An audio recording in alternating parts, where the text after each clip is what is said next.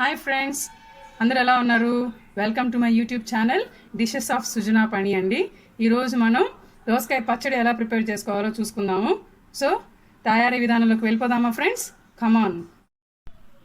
ఇప్పుడు ఇంకా ఎలా తయారు చేసుకోవాలో చూద్దామా ఫ్రెండ్స్? ముందుగా దోసకాయ పచ్చడికి కావాల్సిందండి, నేను ఒక దోసకాయ చిన్న ముక్కలుగా కట్ చేసి పెట్టుకున్నాను. నెక్స్ట్ ఆవాలు ఒక స్పూన్ అండి, మెంతులు ఒక స్పూన్ తీసుకున్నానండి, ధనియాలు 4 టేబుల్ స్పూన్స్ తీసుకున్నానండి. నెక్స్ట్ ఒక 10 ఎండుమిరపకాయలు, ఒక 5-6 పచ్చిమిరపకాయలు తీసుకున్నానండి. నెక్స్ట్ ఒక చిన్న నిమ్మకాయ సైజ్ అంతా చింతపండు తీసుకున్నానండి నానబెట్టుకొని. ఇది ఆప్షనల్ అండి, ఒకవేళ మీకు దోసకాయ కానీ పుల్లగా ఉంటే చింతపండుతో అసలు పనే ఉండదు. ఒకవేళ దోసకాయ పుల్లగా లేకుండా కొంచెం అలా అంటే మామూలుగా ఉందంటే టేస్ట్ లేకుండా దెన్ మీరు కొంచెంగా చింతపండు తీసుకోండి ఫ్రెండ్స్. ఇప్పుడండి కొద్దిగా చిన్న ప్యాన్లో కొద్దిగా ఆయిల్ తీసుకోనండి. హీట్ చేసుకున్న తర్వాత నేను ముందుగా కొంచెం ఇంగు వేసుకున్నానండి. ఇంగు కొంచెం పొంగిన తర్వాత చూసారా ఇలా పొంగుతుందండి. ఇలా పొంగిన తర్వాత దీంట్లో నేను ఆవాలు వేసుకుంటున్నాను. ఆవాలు కొద్దిగా చిటపట అయింది అన్నప్పుడు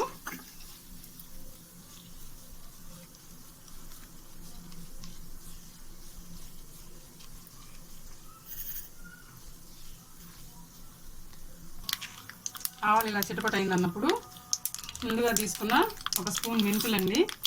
మెంతులు కొంచెం ఎర్రగా వేగాలి తప్పనిచ్చి, మరీ నల్లగా వేగిందంటే మాడు వాసన వచ్చేస్తుందండి. అలాగే మెంతులు ఎక్కువ తీసుకున్నా కూడా పచ్చడి చేదు వచ్చేస్తుందండి.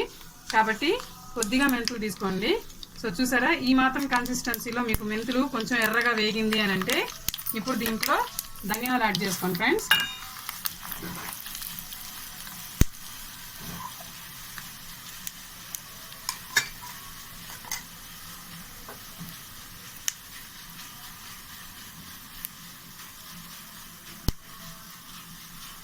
ఇలా ధనియాలు కొంచెం వేగిన తర్వాత ఇందులో పచ్చిమిరపకాయలు, ఎండుమిరపకాయలు 2 వేసేసుకుంటాను ఫ్రెండ్స్. నేను కారం కొంచెం మోడరేట్గా తీసుకుంటున్నాను. కారం కొంచెం ఎక్కువ కావాలనుకునే వాళ్ళు ఎక్కువ మిరపకాయలు కూడా తీసుకోవచ్చండి. సో దోసకాయ చప్పగా ఉందంటే మాత్రం చింతపండు తీసుకోండి ఫ్రెండ్స్. దోసకాయ చప్పగా లేదు, కొంచెం పుల్లగా అనిపిస్తుంది అంటే మాత్రం అప్పుడు మీరు చింతపండు తీసుకోండి. చింతపండు తీసుకోవద్దండి, ఓకేనా?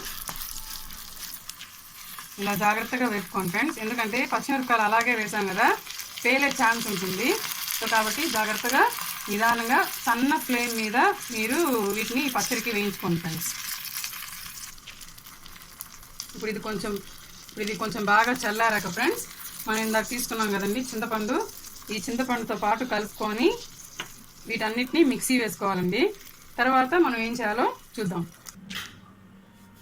ఇది బాగా చల్లారిపోయిందండి. ఈ చల్లారిపోయిన ఈ పదార్థాలన్నిటినీ మనం మిక్సీలోకి ట్రాన్స్ఫర్ చేసుకుంటున్నామండి. దీంతోపాటు అండి చింతపండు కూడా వేసేసుకున్నాను. దాంతోపాటు మీకు రుచికి సరిపడా సాల్ట్ తీసుకుంటున్నానండి.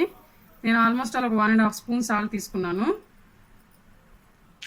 ఇవన్నీ ఫ్రెండ్స్ మిక్సీకి వేసుకుంటాము, ఓకేనా ఫ్రెండ్స్? ఇది మొత్తం ఇలా మిక్సీకి వేసేసుకున్నాము. ఇప్పుడండి మనం మిక్సీకి వేసుకున్న పేస్ట్ని దోసకాయ ముక్కల్లో కలిపేసుకుందాం ఫ్రెండ్స్. ఓకే, చూసారు కదా ఫ్రెండ్స్, ఇలా బాగా ముక్కల్లో కలిపేసుకున్నానండి. మీకు ఒక డౌట్ రావచ్చు, ముక్కలు ఎందుకు మిక్సీకి వేయలేదని చెప్పినేసని. ముక్కలు మిక్సీకి వేస్తే మరీ గుజ్జులాగా అయిపోతుందండి.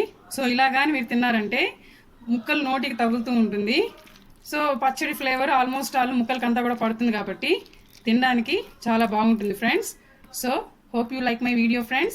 Please like, share and subscribe to my channel friends. Subscribe చేసుకున్న తర్వాత వెంటనే బెల్ ఐకాన్ నొక్కండి. నా లేటెస్ట్ అప్డేట్స్ అన్నీ మీకు ఎప్పటికప్పుడు వస్తాయి ఫ్రెండ్స్. Okay friends, bye.